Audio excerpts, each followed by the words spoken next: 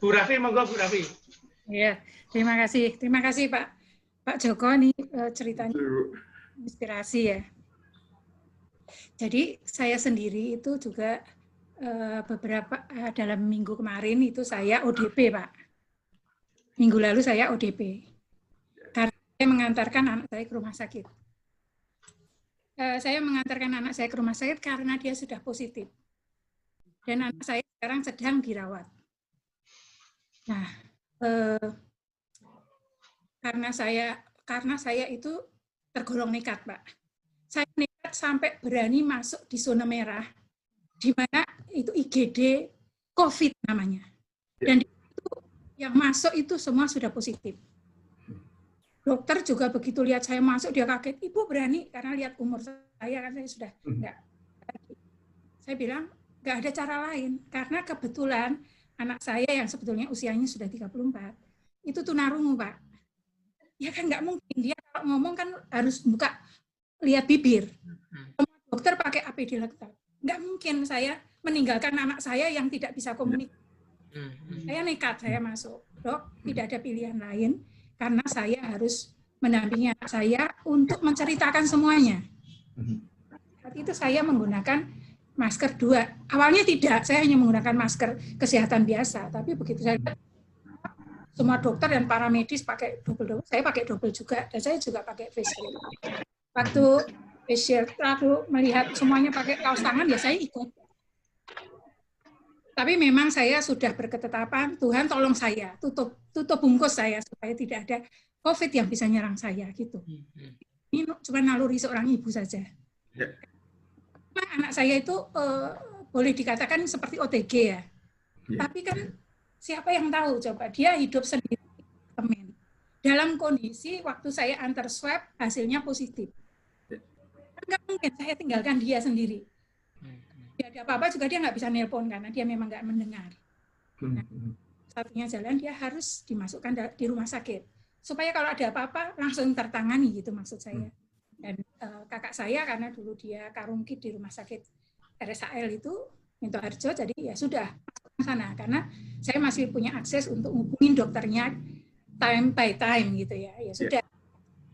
Jadi sampai sekarang anak saya masih ya, tapi masa kritisnya sudah berlalu. Kondisi saya seperti itu. Sebetulnya saya itu nekat sekali. Dan saya di situ beberapa jam sampai saya nelpon keluar dari situ. Jangan terlalu lama di tempat itu. Saya sudah jelaskan semuanya, terus dicatat nama dan sebagainya, itu pokoknya proses pendaftaran, lalu nunggu anak saya di ronsen, setelah di ronsen di EKG, lalu diambil darah, segala macam lah, semua tes di sana, dan saya berusaha menenangkan dia, karena dia betul-betul merasa nggak nyaman, dan dia kan merasa masih sehat ya. Paksa saya, ya sudah, saya di situ terus, sampai akhirnya ya sudah, karena semua sudah memperingatkan saya untuk keluar, termasuk dokternya, saya keluar. Nah, sore akhirnya dia baru dapat tempat. Memang kan itu khusus, bangunan khusus yang tidak bisa saya masuk lagi. Jadi seperti itu. Nah, ketika saya menjadi ODP ini, kan ya pasti adalah kekhawatiran itu. Tapi saya ingat Kembang Telang juga, gitu. Jadi saya Kembang Telang sehari 2 kali. Memang jauh sebelumnya ya, pertama kali kita webinar ini memang sudah Kembang Telang gitu, topiknya, jadi itu sudah lama kita minum. Saya tambah frekuensinya, dan setiap saat saya terus mengukur termometer berapa suhu saya. Beruntungnya memang suhu saya bagus terus, selalu antara 35 dan paling tinggi sekitar itu, sehingga saya punya keberanian, saya pasti membaik lah. Saya pasti baik. Hari Senin kemarin saya swab. Jadi ketika Senin saya ada webinar yang ngobis ya, teman-teman yang hadir nih, itu sebetulnya saat kritisnya anak saya dan juga saya, karena saya baru saja diambil. Jadi saya sudah merasakan di swab. Ketika berangkat saya sudah ditakut-takutin bahwa itu sakit loh itu ini. Jadi saya sudah ternyata loh cepat sekali, gampang, saya belum merasa sakit, sudah selesai. Jadi kalau ternyata itu pasrah tuh cepet gitu loh, dan nggak merasa mau wahing gitu, dicari, maaf ya, gagal ya, enggak Bu, sudah kok, loh sudah gitu. Jadi ada untungnya. Saya ditakut-takutin jadi malah pasrah kan, setelah pasrah kan. Nah, kemarin hari Kamis hasilnya keluar dan saya maupun sopir saya negatif dua-duanya. Aduh, puji Tuhan, alhamdulillah saya bisa meneruskan terus untuk. Dan sekarang anak saya juga kondisinya sudah semakin membaik ya. Swab kedua sudah dilakukan, hasilnya belum keluar. Yang saya ingin tanyakan begini, begitu anak saya itu masuk di rumah sakit, apa-apa harus melakukan sendiri, dia kesulitan untuk minum kembang telang. Karena air minum itu terbatas dan tidak ada dispenser hangat. Jadi kan saya bawain yang rendam. Saya nggak mikir bahwa ditepung saja, kalau ditepung lebih mudah ya kan. Di kapsul barangkali diminum juga lebih mudah. Jadi saya terpaksa anak saya sampai sekarang nggak minum kembang telang karena kondisinya, karena rumah sakitnya nggak membolehkan untuk macam-macam begitulah. Tapi kalau vitamin masih oke. Tapi kembang telang enggak. Nah ini ternyata rumah sakit Pak Joko ini sangat familiar ya, sangat enak sekali. Jadi kalau bisa seperti itu barangkali lebih ini. Memang kalau sudah sakit itu pikiran kita yang membuat kita sembuh. Kalau tenang, nyaman pasti bagus. Ketika anak saya awal-awalnya dia tidak tenang sama sekali. Karena bareng banyak orang. Dalam satu kamar itu ada 4 orang. Lainnya itu RSAL ya, prajurit. Ya gagah-gagah mereka. Sama sekali enggak ini, mereka bisa bercanda. Lah anak saya kan sudah dia tunarungu, enggak tahu mereka ngomong apa. Mereka bisa berjanjikan gitu ya. Dia makin melokro. Nah, karena makin melokro dia makin down gitu. Nah, sekarang setelah dia dipindahkan di tempatnya yang sekarang nyaman, lagi sekamar 2 saja, itu pun dia pas sendiri gitu. Ya terus langsung membaik, Pak. Nah, jadi itu. Ya, case by case ya. Saya senang setiap hari dapat ini, jadi beban juga sudah ini. Tugas saya tinggal mendoakan dia terus kan. Nah, sekarang mengenai kembang telang ini memang saya melihat luar biasa ya sebetulnya. Saya merasakan sendiri setiap kali minum itu ada badannya menjadi lebih. Waktu saya masuk di GD COVID itu, kondisi saya itu sedang jelek-jeleknya karena tidak tidur. Begitu Kamis saya mendengar anak saya positif, itu saya nggak bisa tidur. Saya mungkin pernah 1 jam. Sepanjang malam itu nggak bisa tidur, ya nggak tenang lah pasti ya. Sehingga Pak, besoknya ketika saya mendampingi dia, itu sebetulnya badan saya itu lemah sekali. Ya, sehingga sebetulnya itu sangat mudah bagi saya untuk ketularan, untuk kena ya. Tapi ya itu penyelenggaraan ilahi yang luar biasa bagi saya ya. Jadi saya cuma minum kembang telang terus. Kalau biasanya saya cuma sekali ya. Saya di ODP kan ini saya jadi 2-3 kali. Toh nggak ada salahnya gitu. Nah itu yang saya ini. Nah kemudian saya juga dapat apa namanya? Mungkin menyimpang ya, tapi nanti biar yang bersangkutan aja yang ngomong. Saya dapat kiriman juga dari teman. Namanya Malika, di sini ada itu gesit. Itu Malika itu membuat minuman jus lemon kembang telang. Sekali rasanya. Enak sekali rasanya. Itu di Bogor, Pak. Jadi nanti saya minta nanti Mbak Gesit biar cerita mengenai itu. Karena konsep untuk membuat orang lebih sehat. Jadi nanti itu konsepnya akan dijual keliling pakai sepeda kayak jamu, tapi jus gitu ya. Jadi mantap sekali untuk menyehatkan orang.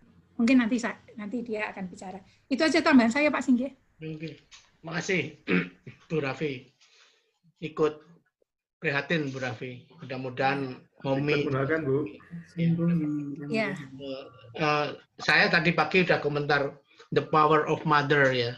Jadi energinya itu luar biasa untuk melawan itu. Jadi itu ada inner energy yang nggak ada yang tahu berapa besarnya gitu. Membuat Bu Raffi itu bisa lolos dari serbuan peluru COVID tadi ya. Jadi yang kedua tampaknya Bu Raffi dengan cara begini beban menjadi berkurang ya. Ya. Yeah. Psikologisnya itu, psikologically itu Bu Raffi sudah lepas gitu, karena menceritakan beban itu, meletakkan beban itu. Saya jadi ingat ada salah satu profesor bilang begini, ada gelas gitu, diisi air, tanya berapa berat gelas ini, nggak ada yang tahu. Terus kata profesor itu begini, bukan masalah berapa beratnya, tapi berapa lama Anda megang gelas ini. Meskipun beratnya ringan, tapi kalau megang ini terlalu lama, Anda capek gitu. Jadi memang sudah saatnya meletakkan beban itu, ya. Saya sebenarnya udah juga, ya tapi ya mudah-mudahan segera sembuh lah. Ya, waktu itu saya ngajak teman-teman untuk ikut mendoakan juga. Bu Raffi itu waktu itu mau tak kirim yang seger nggak mau, saya udah punya ya udah. Oh, Tadi gitu, ada Pak. gesit kok jadi hilang ya? Banyak-banyak saya punyanya. Bapak Ibu sekalian, jadi sedikit intermezzo ya. Jadi pada waktu Pak Josan itu sampai di rumah waktu itu, langsung kirim foto ke saya. Lagi kos di tempatnya Bu Kokom gitu. Saya mikir kok kos ya? Ternyata di rumah istrinya sendiri, dia dikosin di atas itu. Di karantina, diisolasi. Di karantina di atas, nggak boleh turun gitu. Kalau turun, udah stop sampai di situ aja. Gitu. Makanya dia bilang, saya lagi kos di rumah Bu Kokom. Fotonya baik. Oke, monggo silakan kalau ada yang teman-teman lain yang ingin melanjutkan bincang-bincang. Yang jelas Bu Raffi ikut prihatin ya, ikut mendoakan supaya Momi cepat sembuh lah gitu. Terima kasih. Amin. Mudah-mudahan Amin. pakai ujian. Kalau Iya. ujian ya nantinya lulus akan lebih baik lagi. Ya. Termasuk yang diuji ibunya. Ibunya, ya. Power of mother, energinya ibu itu muncul. Prihatin. Ya. Tadi nggak dengerin cuma di ujungnya aja, tapi luar biasa ya, prihatin sekali. Kita meletakkan beban yang berat ya. Karena Senin kemarin saya lihat saya nggak berani komentar, nggak berani nanya lagi. Saya diem aja gitu, karena nggak berani mengungkit menjadi makin berat beban itu. Sampai akhirnya tadi pagi ya. Oke.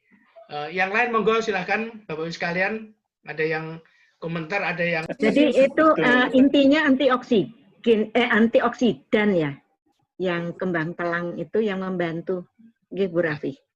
Ada antioksidannya, ya jelas ya, flavonoid. Flavonoid.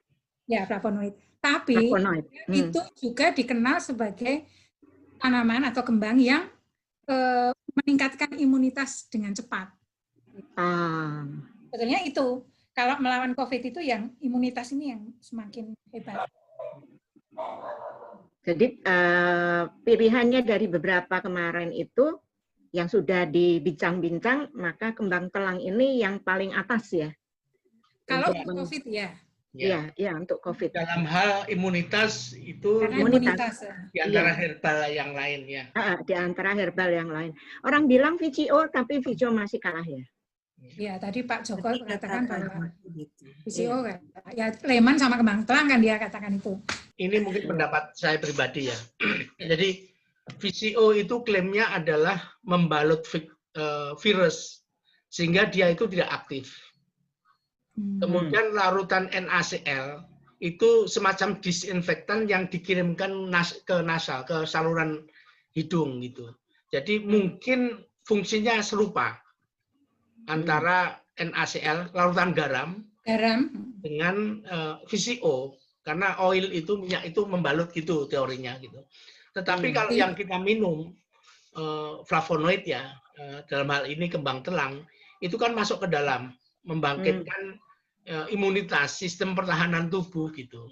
Nah, yang kita kenal sumber-sumber yang bisa meningkatkan itu kan terutama flavonoid. Flavonoid itu di kembang telang tinggi banget. Meskipun di tempat lain juga banyak. Seperti misalnya di buah naga, itu flavonoidnya juga tinggi. Gitu. Tapi kita belum punya bukti yang saintifik itu ya dalam hal membangkitkan ketahanan tubuh itu mana yang lebih kuat. Tapi pada umumnya flavonoid itu punya kekuatan yang sama gitu. Nah, di kembang telang itu kalau saya melihat itu kalau kembangnya itu masukin air itu langsung biru. Itu menunjukkan tingginya bukan main. Larutnya cepat ya. Dan cepat itu yang membuat saya itu agak yakin gitu ya. Jadi kalau misalnya ini yang biru ini saya bungkus plastik, kemudian kena uapnya dia sendiri. Plastiknya biru, karena dia akan larut di uapnya dan turun gitu. Nah, ini menunjukkan ini luar biasa tingginya. Nah, permasalahannya Bapak Ibu sekalian, kalau ini kita keringkan, kita jemur, itu banyak yang rusak sebetulnya. Karena dia kan antioksidan ya. Dia itu bekerja pada waktu ada oksidasi gitu. Nah, saya mencoba itu ngeringkan di AC. Di AC itu nih. Saya keringkan di ruangan ber-AC sambil tempat tidur itu saya jajar gitu. Karena kalau ditumpuk dia lengket ya. Lengket nggak bisa dilepas dia. Antara ini makanya ngeringkannya misah-misah begitu. Nah, warnanya itu hampir nggak berubah. Ungunya tetap ungu, hijaunya tetap hijau gitu. Kalau di AC kan suhunya sekitar paling berapa? 20 ya, 21. 25. Jadi pengeringan pada suhu rendah itu kemungkinan kerusakan flavonoid itu kecil gitu. Jadi Mbak Gesit kalau mau pakai yang sudah kering itu lihat juga Mbak Gesit. Iya, warnanya masih fresh nggak gitu ya Pak ya? Karena kalau warnanya sudah agak abu-abu, itu udah kurang bagus. Iya. Oksidasi sudah penurunan fungsi. Iya. Tapi kalau warnanya yang bawahnya masih hijau, ya, kan enggak. Bawahnya masih hijau, atasnya masih biru ungu gitu, wah itu masih pengeringannya bagus sekali ini mestinya. Ya. Oke. Nah, itu kalau mau ngeringkan sendiri, jangan dijemur. Dijemur itu jadi rapuh, terus rontok, terus warnanya kusam. Oke. Ya, kalau ditaruh di ruangan ber-AC, dijejer gitu, itu kita tidur 2 malam, besoknya udah kering. Oke, Pak. Ya, cepet banget itu. Kalau mau nyoba lagi, ambil baju, dicuci, jemur di kamar, di AC, besoknya kering udah juga. Cepet sekali. Mau tanya ke Bu Raffi. Monggo, Bu Jen.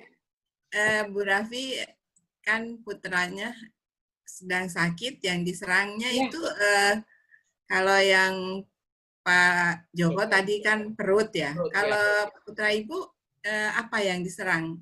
Paru-paru atau apa? Mungkin bisa cerita apa yang dia rasakan gitu. Iya. COVID itu. Jadi kan dimulai dari temannya, ada yang positif, teman satu ruangan di kantor. Nah, nggak usah sebut kantornya ya. Iya. Nah, karena ada temannya yang positif, maka satu ruangan itu semua, satu divisi mungkin ya, berapa itu dites semua rapid. Nah, ternyata tes rapid negatif semua. Ya udah, saya udah seneng ya. Tapi besoknya pagi-pagi dia ngasih tahu saya, gitu kan, dia tinggalnya sendiri nih di apartemen di Pramuka ya, sendirian di sana, karena dekat kantor. Dia bilang bahwa sebetulnya saya itu pagi-pagi itu dia kasih, saya itu sudah panas tiap pagi, tapi sore setiap pulang ke saya panas, demam. Itu selalu saya seperti itu, tapi paginya itu bangun tidur seger lagi. Jadi ke kantor kan selalu pakai termometer gun itu, selalu normal. Lewat. 36 ya, jadi lewat. Tapi pulang panas. Loh, sudah berapa lama? Dia bilang sudah sejak Rabu. Jadi waktu ngobrol sama saya pagi-pagi itu Selasa. Saya tanya, kondisimu sekarang gimana? Sekarang sih nggak demam, cuman saya kok lemes. Saya itu udah maktek ya, terus langsung saya hubungi kantor, koordinasi, ini harus di swab, saya bilang gitu. Punya kantornya juga, wah kalau nggak panas ya nggak perlu. Kalau saya bilang, ya sudah, kalau nggak saya sendiri, saya bilang gitu. Jadi saya jemput, saya bawa ke swab, tapi kantornya akhirnya udah dirusukan kantor aja, biar kantor yang bayar gitu ya. Sudah saya antarkan. Nah itu kan pertama saya bersinggung dekat sama dia ya, jadi saat itu sebetulnya saya masih nunggu-nunggu dia, kalau dia positif saya langsung ODP kan. bawa ke sana ternyata hasilnya memang positif. Jadi 2 hari kemudian sore-sore saya dikasih tahu kantor kalau Bu sudah keluar dan dia positif. Tapi saya sudah menyiapkan diri saya bahwa ini. Jadi langsung saya koordinasi gimana gitu. Jadi dia yang khas sekali itu satu. Karena demam dan tidak itu orang-orang beda-beda. Tapi satu yang sama, yang khasnya COVID, itu tidak bisa merasakan lagi. Bau itu ya. Gambar. Nah, ketika orang mengatakan kok makanan nggak ada yang rasa enak ya, itu sebetulnya itu sudah positif pasti. Jadi itu yang khas, yang semua orang merasakan sama. Kalau demam atau enggak itu tergantung kekuatan orang ya. Jadi mungkin anak saya itu tidurnya kurang karena dia itu ya maklum lah dia hidup sendiri itu. Hobinya itu nonton film Korea. Sampai di rumah capek harusnya tidur, masih nonton lah. Kalau nonton itu kan berseri-seri. Jadi tidurnya itu singkat gitu. Nah padahal iya lingkungannya enggak ini. Ya di sebelah dia karena itu teman seruangan. Makan bersama. Ketika makan kan semua dilepas nih. Iya. Jelas aja tiap hari dia kontak gitu. Ya dia nggak kuat gitu loh. Punya imunitas tinggi pasti dia ini. Sebetulnya saya bawain. 1, kembang telang itu jelas. Ya. Ini saatnya saya minum ini, jadi saya sudah siap. Kembang telang sama santonin, ekstrak manggis. Tapi dia bilang, Mama mohon maaf ya, aku lebih sering lupa daripada minum. Karena anak laki susah untuk di ini. Dan dia nggak bisa saya telepon, jadi kalau saya WA, dia lagi seneng nonton, nggak dibales-bales. Padahal WA-nya sudah minum telang sama santonin belum, gitu. Akhirnya dia ngantuk, nonton sambil tertidur, bukan karena dia mau tidur gitu loh. Nah itu yang terjadi seperti itu Bu. Ya. Oh, iya. Di dalam sana karena dia itu merasa merasa tidak suka, karena dia itu pingin seperti temannya yang lain itu semua di karantina mandiri. Tapi karantina mandiri itu harus ada yang ngurusin. Lah dia kan sendiri di apartemen. Nanti jauh kan dari rumah saya. Dan dia turun ngambil makan, balik lagi, itu dia nyebar kemana-mana. Saya kan nggak mau dia menjadi sumber penularan ke orang lain. Ya. Terus kedua, kalau nanti jelek-jeleknya dia drop, nggak ada yang tahu, dia nggak bisa nelpon saya, terus gimana kejadiannya? Karena itu saya harus masuk. Nah, sebetulnya dia nggak suka. Nah, karena dia merasa tertekan, kenapa saya dimasukkan begini? Tidurnya bareng-bareng, gitu kan. Di awal kan tidurnya masih banyak orang, nyari yang kamar berdua belum dapat, jadi masih rame. Dia melihat merasa nih orang-orang ini mereka bisa canda, bisa ngobrol, bisa dia kan enggak. Nah, dia memperhatikan secara khusus dia. Nah, ini menekan. Ketika menekan, mulai susah nafas lah, mulai gitu. Terus langsung bisa dipindah ke ruangan lain yang berdua saja. Nah, dia lebih nyaman. Begitu nyaman, sekarang membaik. Gitu. Dan terus sehat ya Bu ya. Ya, sekarang sudah swab kedua tapi hasilnya belum keluar. Ya, jadi Bu Raffi ini minggu yang lalu waktu saya tanya, Bu, narsumnya Binahong nggak mau karena hatinya sedang galau. Iya. Dia sedang galau. Iya. Karena saat itu saya sendiri juga belum tahu positif atau negatif. Ya, alhamdulillah udah sekarang udah oke lah ya. Ya tinggal kita mempertahankan diri ya, karena kalau cerita dari Pak Josan tadi sudah negatif bisa positif lagi karena lingkungannya nggak memungkinkan itu.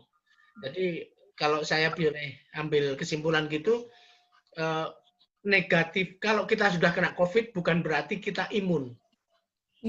Ya, bukan berarti imun, jadi masih punya peluang kita terinfeksi. Dan yang menyebabkan kita menjadi berisiko tinggi itu bukan karena COVID-nya, tetapi bawaannya ya.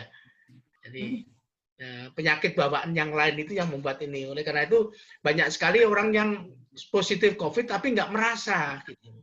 Nggak merasa ada perubahan gejala itu yang juga nanti resikonya menjadi makin tinggi karena dia nggak merasa.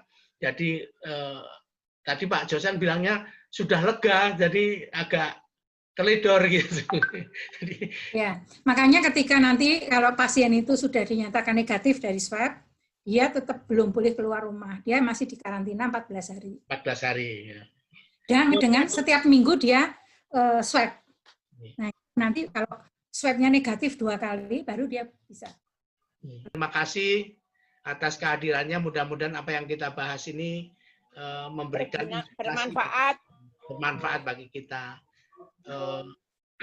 Saya mengajak Bapak Ibu sekalian, karena sekarang orangnya sudah menyatakan diri, mengajak Bapak Ibu sekalian ikut mendoakan Momi. Momi itu anaknya Bu Rafi untuk sehat kembali ya, cepat sehat kembali, berkumpul dengan keluarga.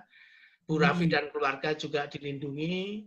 Amin. Positifnya tetap negatif terus, karena masih, menurut saya masih dalam kondisi yang harus hati-hati juga. Ya.